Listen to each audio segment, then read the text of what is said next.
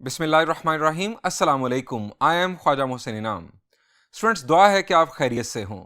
इस लेक्चर में हम सीखेंगे कि तीन लाइंस की कंकरेंसी कैसे चेक की जाती है। आइए शुरू करते हैं। स्टूडेंट्स, हमारा टॉपिक है how to check that three lines are concurrent.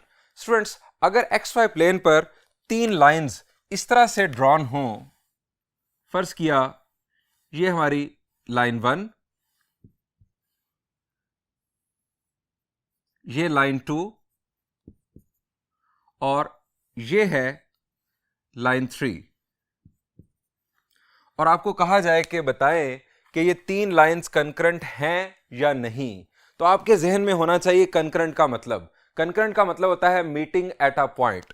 क्या ये तीन लाइंस एक पॉइंट पर मिल रही हैं? शाबाश।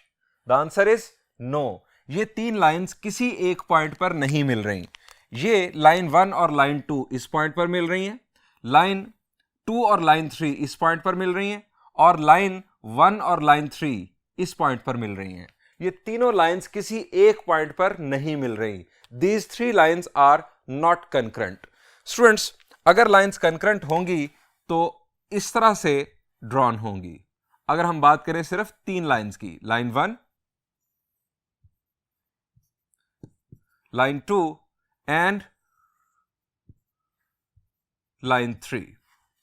एक्स वाई प्लेन पर अगर इस तरह से तीन लाइंस मौजूद हों तो देखकर यह बताना कि वो कंकरेंट हैं या नहीं, ये बहुत आसान है। लेकिन एनालिटिकल ज्योमेट्री में हमें उन तीन लाइंस की इक्वेशंस गिवन होंगी। उन इक्वेशंस को यूज करते हुए विदाउट ड्राइंग द लाइंस हमें यह चेक करके बताना होगा कि वो तीन लाइंस कंकरेंट होंगी या नहीं। यह है स्टूडेंट्स हमने इस लेक्चर में सीखना, और ये हम किस तरह कर सकते हैं, इसके लिए आपको इन्हीं लाइंस पर गौर करना होगा। चाहे आप ये केस देख लें जब लाइंस कंकरेंट नहीं है, या ये केस देख लें कि जिस सूरत में लाइंस कंकरेंट हैं। स्टूडेंट्स, अगर लाइंस कंकरेंट होंगी तो इसका मतलब यह होगा कि वो तीनों लाइंस एक पॉइंट से गुजर रही होंगी। उस पॉइंट के कोऑर्डिनेट्स फर्ज किया x, y हैं, फर्ज किया कि वो पॉइंट P है, उसके कोऑर्डिनेट्स हैं x, y। उस पॉइंट के कोऑर्डिनेट्स तीनों लाइंस की इक्वेशंस को सेटिस्फाई कर रहे होंगे, क्योंकि वो पॉइंट तीनों लाइंस के ऊपर मौजूद है। उस पॉइंट के कोऑर्डिनेट्स तीनों लाइंस की इक्वेशंस को सेटिस्फाई करेंगे। अब हम किस तरह चेक कर सकते हैं कि तीन लाइंस कंकरेंट हैं या नहीं जब हमें उन तीन लाइंस की इक्वेशंस गिवन होंगी? स्टूडेंट्स, हम किसी दो लाइंस की इक्वेशंस को यूज करते हुए उन दो लाइंस का पॉइंट ऑफ इंटरसेक्शन मालूम कर लेंगे। पॉइंट ऑफ इंटरसेक्शन आपको मालूम करना आता है। हमारे पास कंपैरिजन मेथड है, हमारे पास एलिमिनेशन मेथड है, हमारे पास क्रॉस मल्टीप्लिकेशन मेथड है, हमारे पास डिफरेंट मेथड्स हैं कि जिनकी मदद से हम दो लीनियर इक्वेशंस को साइमल्टेनियसली सॉल्व करके उन लीनियर इक्वेशन से बनने वाली लाइंस का पॉइंट ऑफ इंटरसेक्शन मालूम कर सकते हैं। फर्ज करें कि हमने पॉइंट ऑफ इंटरसेक्शन मालूम कर लिया। अब अगर वो पॉइंट ऑफ इंटरसेक्शन, उस पॉइंट ऑफ इंटरसेक्शन के जो कोऑर्डिनेट्स हैं, अगर वो कोऑर्डिनेट्स तीसरी लाइन की इक्वेशन को सेटिस्फाई कर देंगे, तो इसका मतलब ये होगा कि वो पॉइंट उस तीसरी लाइन पर भी मौजूद है। अगर तीसरी लाइन को वो कोऑर्डिनेट सेटिस्फाई कर देंगे तो वो तीन लाइंस कंकरेंट होंगी। अब यहां पर देखें, फर्ज करें कि आप लाइन 1 और लाइन 2 की इक्वेशन को साइमल्टेनियसली सॉल्व करके इस पॉइंट के कोऑर्डिनेट्स मालूम कर लेते हैं, x, y। इस पॉइंट के आप कोऑर्डिनेट्स मालूम कर लेते हैं। अब क्या ये पॉइंट लाइन 3 के ऊपर मौजूद है? The answer is no. ये पॉइंट लाइन 3 पर मौजूद नहीं है। अगर आप इस पॉइंट के कोऑर्डिनेट्स लाइन 3 की इक्वेशन में पुट करेंगे तो इक्वेशन सेटिस्फाई नहीं होगी, यानी इक्वेशन की लेफ्ट साइड राइट साइड के इक्वल नहीं आएगी। इसका मतलब यह हुआ कि यह आसान है, बहुत आसान काम है। आपने जब भी तीन लाइंस की कंकरेंसी चेक करनी हो, आप किसी दो लाइंस का पॉइंट ऑफ इंटरसेक्शन मालूम करें, उन दोनों लाइंस की इक्वेशंस को साइमल्टेनियसली सॉल्व करने से उस पॉइंट ऑफ इंटरसेक्शन के x और y कोऑर्डिनेट्स थर्ड लाइन में आप पुट कर दें, थर्ड लाइन की इक्वेशन में। अगर वो इक्वेशन सेटिस्फाई हो जाए तो वो तीन जो लाइंस हैं वो कंकरेंट होंगी, और अगर वो थर्ड लाइन सेटिस्फाई ना हुई तो वो तीन लाइंस कंकरेंट नहीं होंगी। आप ये सिलसिला कंटिन्यू भी कर सकते हैं, यानी अगर आपको चार लाइंस की कंकरेंसी चेक करनी है तो आप इसी फिलॉसफी को, इसी कंसेप्ट को आप कंटिन्यू कर जाएं। दो लाइंस का पॉइंट ऑफ इंटरसेक्शन मालूम कर लें, उसके बाद उसे तीसरी लाइन में पुट करें। अगर वो सेटिस्फाई तो तीन लाइंस कंकरेंट, चौथी लाइन में पुट करें, चौथी लाइन भी अगर सेटिस्फाई हो जाए उसकी इक्वेशन, तो वो भी कंकरेंसी में शामिल हो जाएगी। इसी तरह आप कंटिन्यू कर सकते हैं। जिस जिस इक्वेशन के लिए वो पॉइंट, जिस जिस इक्वेशन को सेटिस्फाई करेगा, वो इक्वेशन, वो लाइन कंकरेंसी में शामिल होती चली जाएगी। यानी आप इस कंसेप्ट को 3 से ज्यादा लाइंस के लिए भी यूज कर सकते हैं। हमारा इस वक्त टॉपिक जो है वो 3 लाइंस तक महदूद है। स्टूडेंट्स, इसी कंसेप्ट को यूज करते हुए एक मैथमेटिशियन ने एक थ्योरम हमें बना दिया। एक थ्योरम की शक्ल में हमें एक कंडीशन बड़ी आसान सी बनाकर दे दी कि जिसको यूज करते हुए हम कंकरेंसी चेक कर सकते हैं 3 लाइंस की। आइए आपके साथ वो थ्योरम शेयर करता हूं।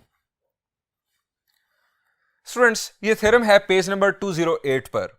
3 non-parallel lines L1, L2, L3 are concurrent if and only if this determinant will be equal to 0। यानी अगर ये डिटर्मिनेंट 3 लाइंस के लिए कि जिनकी इक्वेशंस आपको जनरल फॉर्म में गिवन हो, अगर ये डिटर्मिनेंट इक्वल टू 0 आ गया तो इसका मतलब ये होगा कि वो 3 लाइंस कंकरेंट होंगी। आइए स्टूडेंट्स इसका प्रूफ देखते हैं। स्टूडेंट्स, हमें बताया गया है कि लाइन 1, लाइन 2 और लाइन 3 नॉन पैरेलल लाइंस हैं। स्टूडेंट्स, हम इस बेसिक कंडीशन को यूज करते हुए किसी 2 लाइंस का पॉइंट ऑफ इंटरसेक्शन मालूम करेंगे और उस पॉइंट ऑफ इंटरसेक्शन के कोऑर्डिनेट्स तीसरी लाइन की इक्वेशन में पुट कर देंगे और इंशाल्लाह हमें ये कंडीशन हासिल हो जाएगी।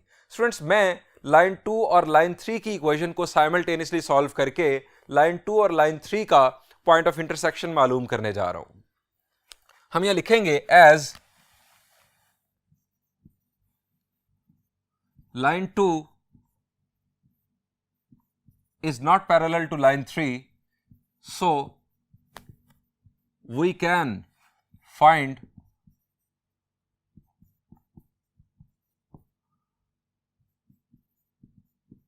point of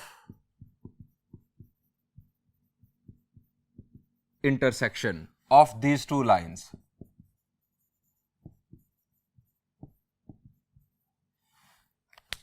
अब स्टूडेंट्स, मैं इन दोनों लाइंस की इक्वेशंस यहां पर लिख रहा हूं। लाइन 2 की equation a2x plus b2y plus c2 is equal to 0। Line 3 की equation a3x plus b3y plus c3 is equal to 0। अब हमने मेथड डिस्कस किया हुआ है क्रॉस मल्टीप्लिकेशन मेथड। उस मेथड को यूज करते हुए इन दोनों लाइंस का पॉइंट ऑफ इंटरसेक्शन मालूम करते हैं। हम यहां लिखेंगे x, डिनोमिनेटर में x वाली टर्म्स को छोड़ देंगे और डिटर्मिनेंट बनेगा b2c3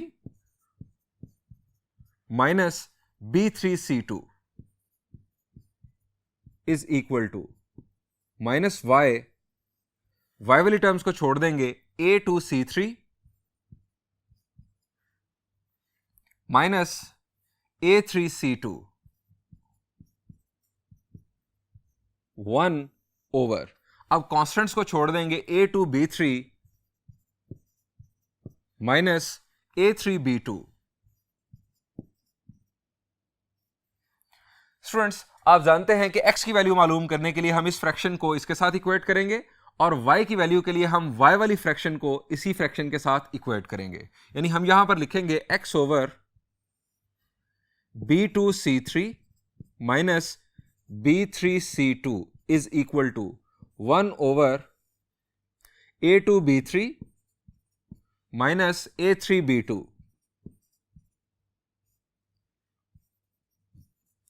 minus y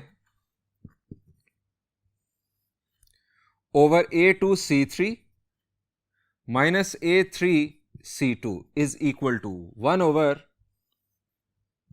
a2b3 minus a3b2। अब स्टूडेंट्स, x की वैल्यू मालूम करनी है हमें। ये जो टर्म है ये यहां पर शिफ्ट हो जाएगी, हमारे पास x की वैल्यू आ जाएगी x is equal to b2c3 minus b3c2 over a2b3 minus a3b2। ये हमारे पास आ गई x की वैल्यू। ये जो माइनस है इसे मैं नीचे अप्लाई कर रहा हूं, उसकी वजह से क्या होगा कि ये टर्म पॉजिटिव हो जाएगी और ये टर्म नेगेटिव हो जाएगी और देन इसको दूसरी तरफ मल्टीप्लाई कर रहा हूं। y is equal to A3C2 minus A2C3 over A2B3 minus A3B2। ये स्टूडेंट्स हमारे पास x के कोऑर्डिनेट्स आ गए, यानी x की वैल्यू आ गई और ये y की वैल्यू आ गई। अब हम लिख सकते हैं पॉइंट ऑफ इंटरसेक्शन लाइन 2 और लाइन 3 का। सो पॉइंट ऑफ इंटरसेक्शन हमारे पास बन गया B2C3 minus B3C2 over A2B3 minus A3B2, ये x कोऑर्डिनेट, और देन y कोऑर्डिनेट है A3C2 minus A2C3 over A2B3 minus A3B2। ये लाइन 2 और लाइन 3 का जो पॉइंट ऑफ इंटरसेक्शन है उसके कोऑर्डिनेट्स आ गए। स्टूडेंट्स, अगर तीन लाइंस कंकरेंट हैं तो इसका मतलब यह है कि इस पॉइंट ऑफ इंटरसेक्शन को सेटिस्फाई करना होगा लाइन 1 की इक्वेशन को भी, यानी ये पॉइंट लाइन 1 पर भी मौजूद होगा। हम यहां लिखेंगे if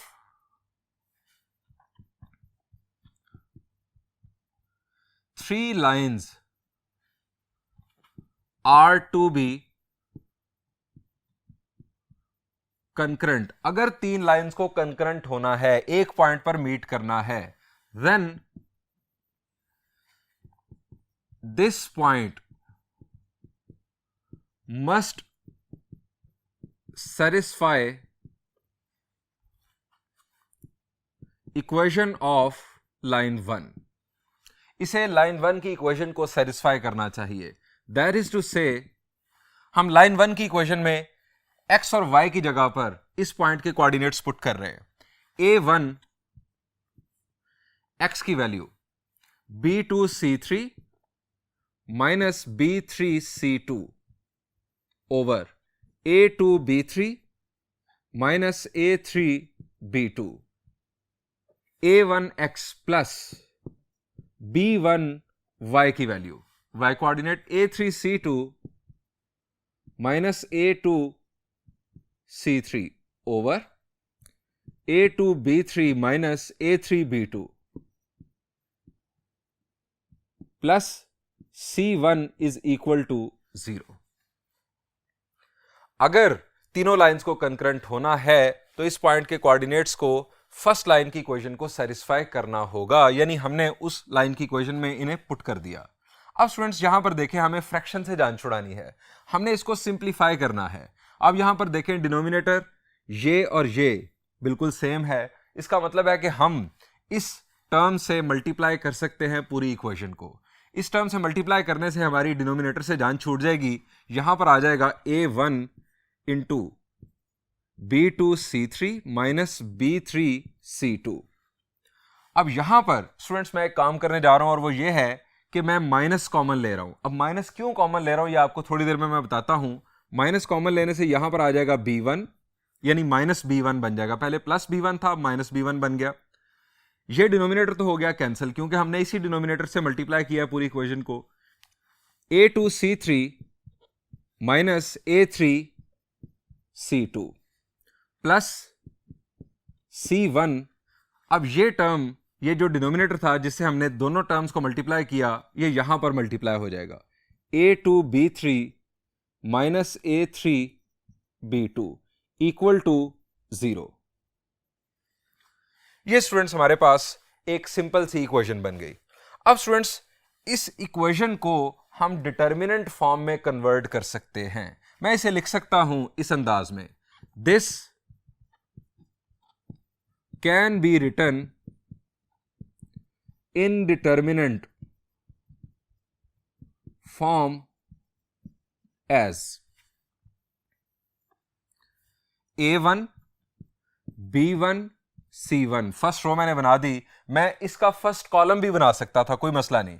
A1 B1 C1, A2 B2 C2, A3 B3 C3 equal to 0, और A1 B1 C1, A2 B2 C2, A3 B3 C3 equal to 0. This is the necessary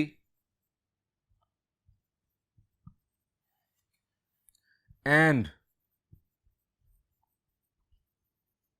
sufficient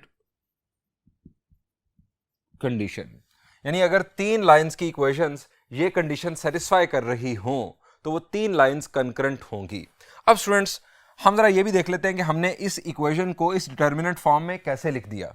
आप अगर इस डिटर्मिनेंट को फर्स्ट रो से expand करें तो आप देखेंगे कि आपके पास यही इक्वेशन हासिल होगी।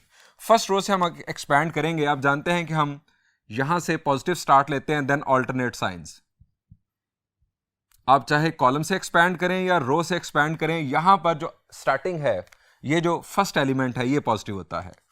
फर्स्ट रो से अगर मैं एक्सपैंड करूं तो A1 लिखा जाएगा, इसकी रो और कॉलम छोड़ देंगे B2 C3 minus B3 C2, उसके बाद माइनस B1। ये है वो वजह कि जिसकी वजह से मैंने यहां पर माइनस कॉमन लिया, माइनस B1 बनाया, minus B1।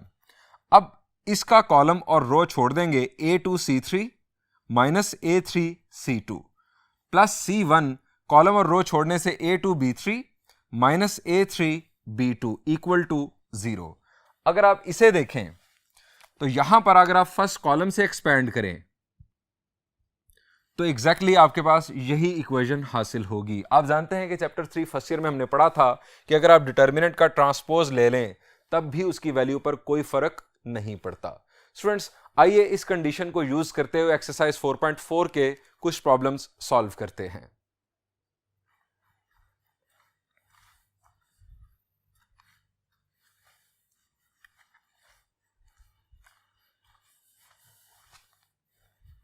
Students, this is problem number 8 of exercise 4.4. Statement is, check whether the lines line 1, line 2 and line 3 are concurrent. If so, find the point where they meet. हमें check करना है कि क्या ये 3 lines concurrent हैं या नहीं। अगर ये कंकरेंट हैं तो हमें वो पॉइंट ऑफ कंकरेंसी भी मालूम करना है। स्टूडेंट्स कंडीशन ऑफ कंकरेंसी अभी हमने थ्योरम की मदद से डिस्कस की। स्टूडेंट्स उस कंडीशन को यूज करने के लिए बुनियादी शर्त यह है कि तीनों लाइंस की इक्वेशंस जनरल फॉर्म में हो, यानी तमाम टर्म्स इक्वल के एक जानिब हो। पहले एक्स वाली टर्म, फिर वाई वाली टर्म, फिर कांस्टेंट इक्वल टू 0। ये तीनों इक्वेशंस के अंदर यही पैटर्न हो। इसके अलावा अगर कोई इक्वेशन फर्ज करें इस अंदाज में गिवन हो 3x इज इक्वल टू 5, अब क्या ये जनरल फॉर्म में है? द आंसर इज नो, ये जनरल फॉर्म में नहीं है। इसके अलावा इसमें y वाली टर्म मिसिंग भी है। जो टर्म मिसिंग हो उसकी जगह पर आपको 0 प्लेस करना है। किस तरह से जरा देखिए, मैं इसको लिखूंगा 3x प्लस 0y। आप प्लस 0y लिखें या माइनस 0y लिखें, है ये 0 ही, इससे कोई फर्क नहीं पड़ेगा।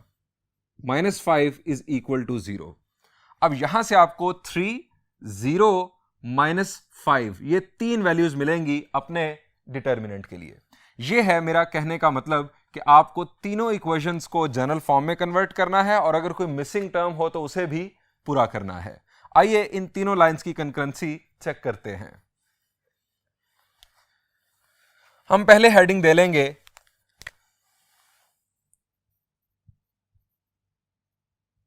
Concurrency check.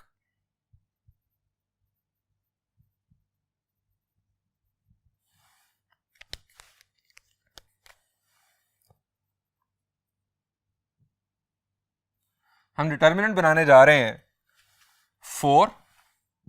अच्छा, कोई जरूरी नहीं कि आप पहली लाइन को यूज करते हुए ही पहली रो बनाएं, आप दूसरी लाइन से फर्स्ट रो बना लें, तीसरी लाइन से फर्स्ट रो बना लें, इसमें कोई मसला नहीं है। 4 minus 3 minus 8, 3 minus 4 minus 6, 1 minus 1 minus 2। हमें इस डिटर्मिनेंट को इवेल्युएट करना है। अगर इस डिटर्मिनेंट की वैल्यू 0 आ गई तो ये 3 लाइंस कंकरेंट होंगी। इसको एक्सपैंड करते हैं। आप जरा यहां पर देखें कि एक्सपेंशन किस रो या कॉलम से आसान होगी। आपको नजर आ रहा है कि यहां पर फर्स्ट कॉलम के तमाम एलिमेंट पॉजिटिव हैं, हमें ज़्यादा आसानी होगी क्योंकि साइंस की कंफ्यूजन यहां पर नहीं होगी। हम यहां पर लिखते हैं एक्सपेंडिंग बाय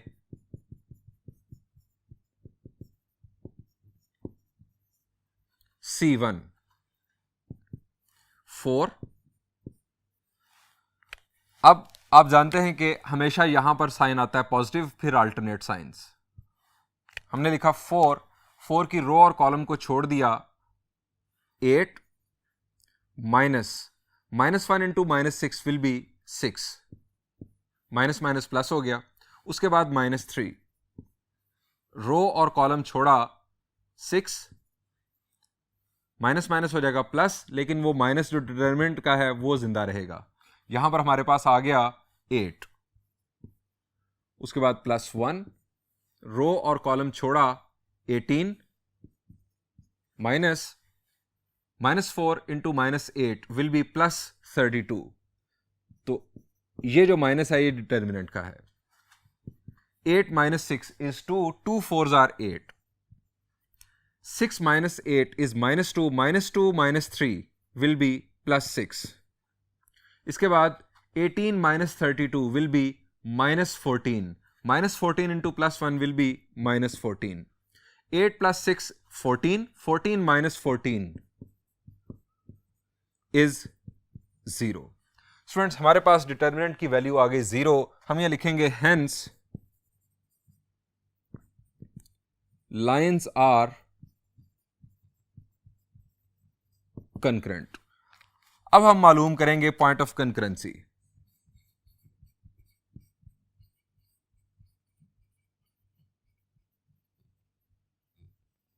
यानी मीटिंग पॉइंट। स्टूडेंट्स, तीनों लाइंस कंकरेंट है। मैं आपको सिर्फ कंसेप्ट बता रहा हूं दोबारा से। सॉल्व आपने अब खुद करना है, पॉइंट ऑफ कंकरेंसी आपने खुद मालूम करना है। ये तीनों लाइंस यानी लाइन 1, मैं फर्ज कर रहा हूं कि इस तरह से ये 3 लाइंस हैं, लाइन 2 और लाइन 3, ये कंकरेंट है यानी एक पॉइंट पर मिल रही हैं। ये हम चेक कर चुके हैं।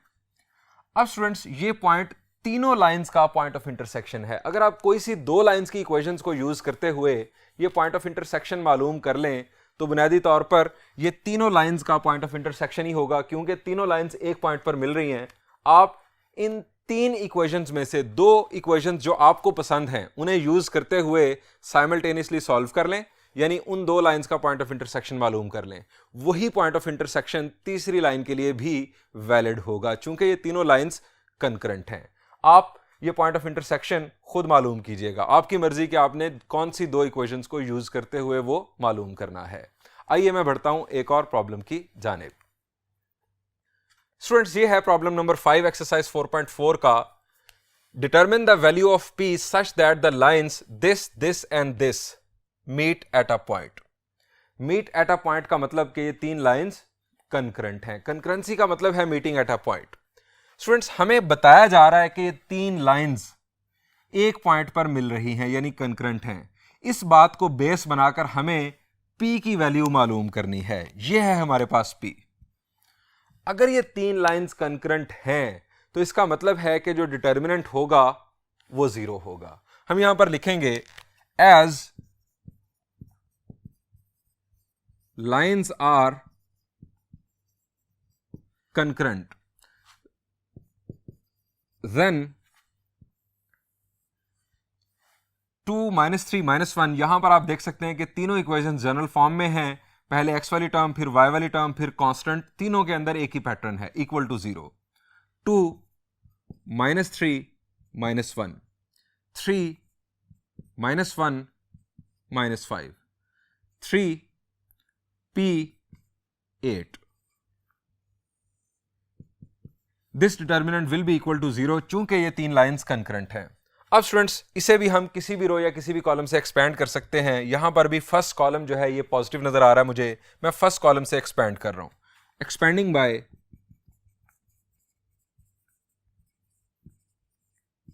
C1, हम लिखेंगे 2 की रो और कॉलम को छोड़ेंगे तो -8 प्लस 5P, चूंकि -5P आना था वो बन गया प्लस। इसके बाद -3, रो और कॉलम छोड़ा तो -24, -24 और -p, ये बन गया +p, +3, रो और कॉलम छोड़ा 15, माइनस माइनस हो गया प्लस, तो ये माइनस मौजूद रहेगा, -1 equal to 0।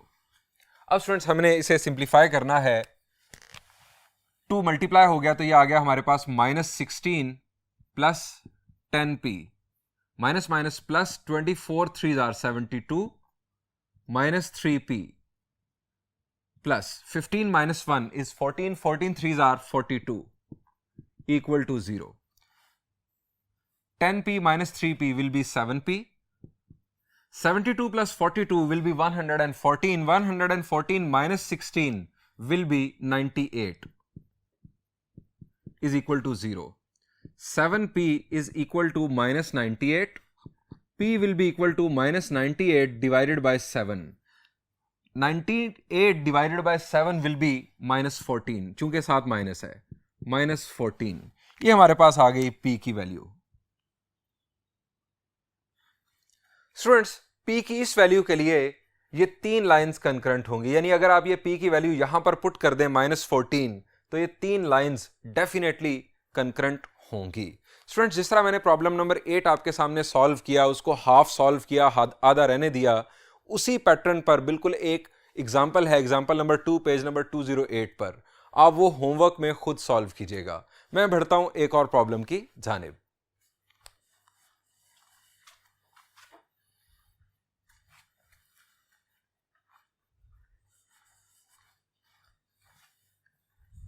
Students, this is problem number 4 of exercise 4.4. Statement is, find the condition that the lines L1, L2 and L3 are concurrent. Students, मेरा सवाल आपसे यह है कि इस वक्त ये तीनों लाइंस की इक्वेशंस किस फॉर्म में गिवन हैं? शाबाश, जरा गौर करें, ये तीनों इस वक्त स्लोप इंटरसेप्ट फॉर्म में गिवन हैं।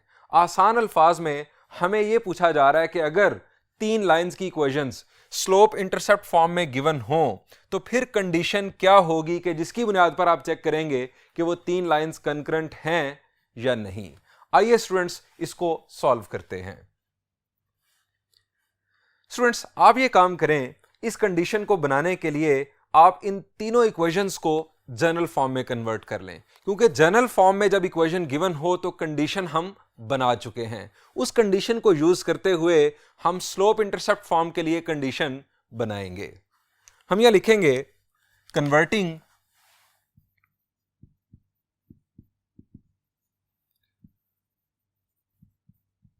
Equations into general form. Line 1,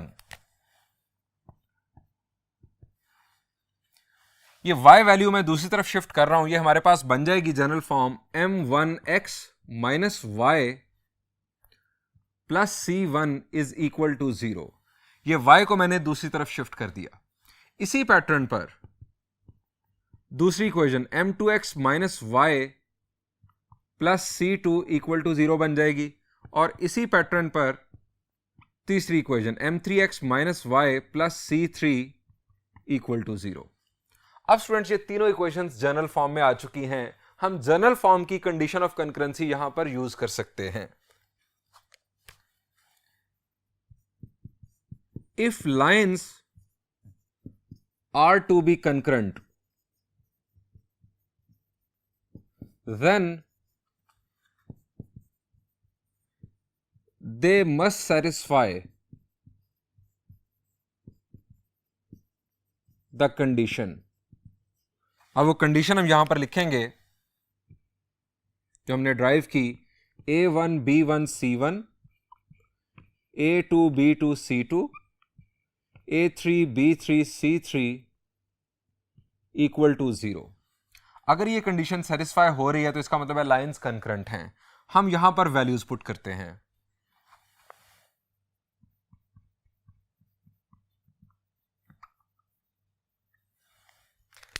students A1 B1 C1 का मतलब क्या है? स्टूडेंट्स अगर इक्वेशंस जनरल फॉर्म में गिवन हो तो A1 का मतलब है x का कोएफिशिएंट, B1 का मतलब है y का कोएफिशिएंट और C1 का मतलब है कांस्टेंट, जब इक्वेशन जनरल फॉर्म में गिवन हो। सो हम यहां पर लिखेंगे M1 x का कोएफिशिएंट, देन y का coefficient, then constant M2 -1 C2, M3 -1 C3 equal to 0। Students हमने सिंप्लीफिकेशन करनी है। आप देख सकते हैं कि यहां पर हम C2 में से माइनस कॉमन ले सकते हैं। मैंने माइनस कॉमन लिया, यानी -1, M1 1 C1, M2 1 C2, M3 1 C3 equal to 0. 0 divided by -1 will be 0. अब स्टूडेंट्स मैं एक और ऑपरेशन कर रहा हूं, that is R2 minus R1। इससे क्या फायदा होगा, यहां पर आ जाएगा 0 और इसी तरह से R3 माइनस R1। आप किसी एक रो को यूज करते हुए बाकी दो रोज में से वो रो सबट्रैक्ट कर दें, आपके पास दो जीरोस पैदा हो जाएंगे सेकंड कॉलम में। मैं R2 माइनस R1 और R3 माइनस R1 परफॉर्म कर रहा हूं। इससे क्या होगा, R1 को आप एज इट इज लिख दें, इसमें कोई चेंज नहीं आना। अब R2 minus R1, M2 minus M1 यहां लिखा जाएगा, 1 माइनस 1 यहां पर आ गया 0, C2 माइनस C1, यहां पर M3 माइनस M1,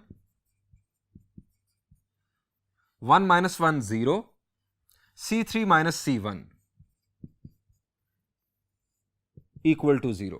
ये हमारे पास दो जीरोस यहां पर पैदा हो गए। अब हमारी एक्सपेंशन बहुत आसान होगी। अब हमें एक्सपेंशन करनी चाहिए कॉलम 2 से, चूंकि यहां पर दो जीरोस मौजूद हैं। Expanding by C2।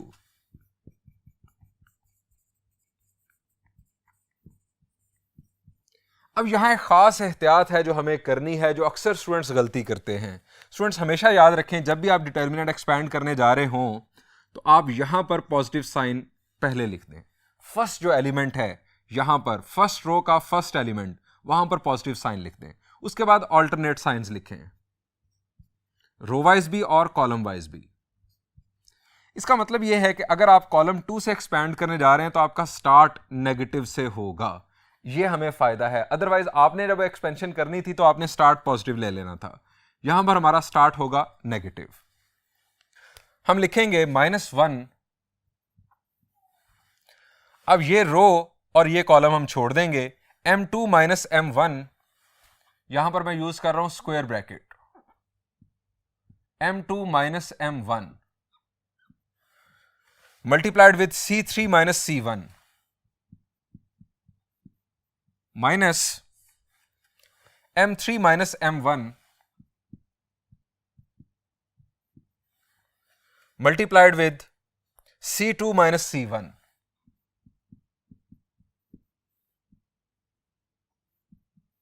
Equal to 0।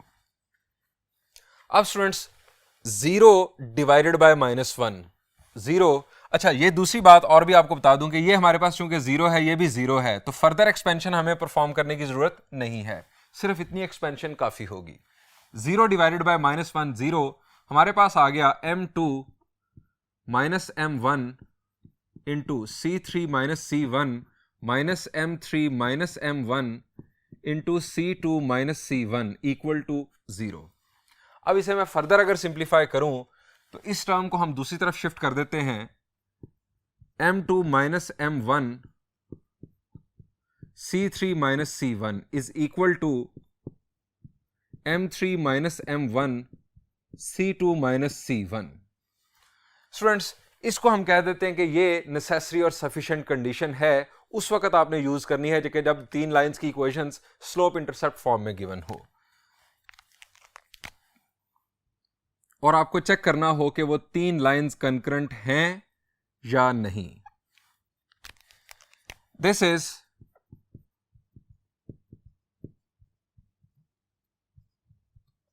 necessary and sufficient condition to check concurrency of three lines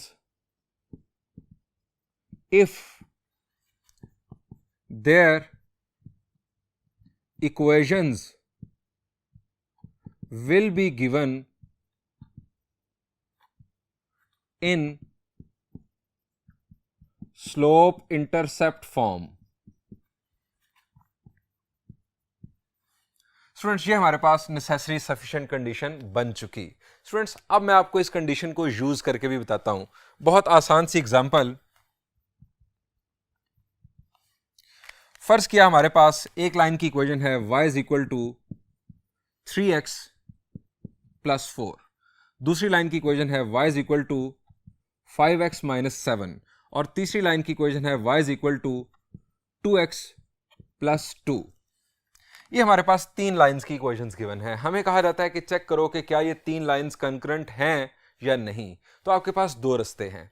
पहला रास्ता तो बड़ा सिंपल, आप इन तीनों इक्वेशंस को जनरल फॉर्म में कन्वर्ट कर लें और फिर जनरल फॉर्म वाली वो जो कंडीशन है जो हमने ड्राइव की शुरू में, उसको यूज करके चेक कर लें। दूसरा रास्ता यह है कि आप इस कंडीशन को यूज करें। ये कंडीशन उस वक्त हमने यूज करनी है कि जब तीनों लाइंस की इक्वेशंस स्लोप इंटरसेप्ट फॉर्म में गिवन हो। यहां पर आप देख सकते हैं कि ये इस वक्त स्लोप इंटरसेप्ट फॉर्म में गिवन है। आप यहां से आपको वैल्यूज कौन सी चाहिए? इसके मुताबिक आपको वैल्यूज चाहिए m1, m2, m3, c1, c2, c3। हमारे पास यहां पर m1 की वैल्यू है 3 और c1 की वैल्यू है 4, m2 की वैल्यू है 5 और c2 की वैल्यू है -7। इसी तरह m3 की वैल्यू है 2 और c3 की वैल्यू है 2। आप ये वैल्यूज यहां पर पुट कर दें। अगर लेफ्ट साइड और राइट साइड इक्वल आ गई तो इसका मतलब ये होगा कि ये तीन लाइंस कंकरेंट हैं, और अगर लेफ्ट साइड और राइट साइड इक्वल ना आई तो कंकरेंसी साबित नहीं होगी। ये है इस कंडीशन का यूज। स्टूडेंट्स, यहां पर इस लेक्चर को एंड करते हैं। इंशाल्लाह नेक्स्ट लेक्चर में हम कुछ मजीद बेसिक कंसेप्ट्स और उनके रेलेवेंट प्रॉब्लम्स डिस्कस करेंगे। Thank you and Allah Hafiz.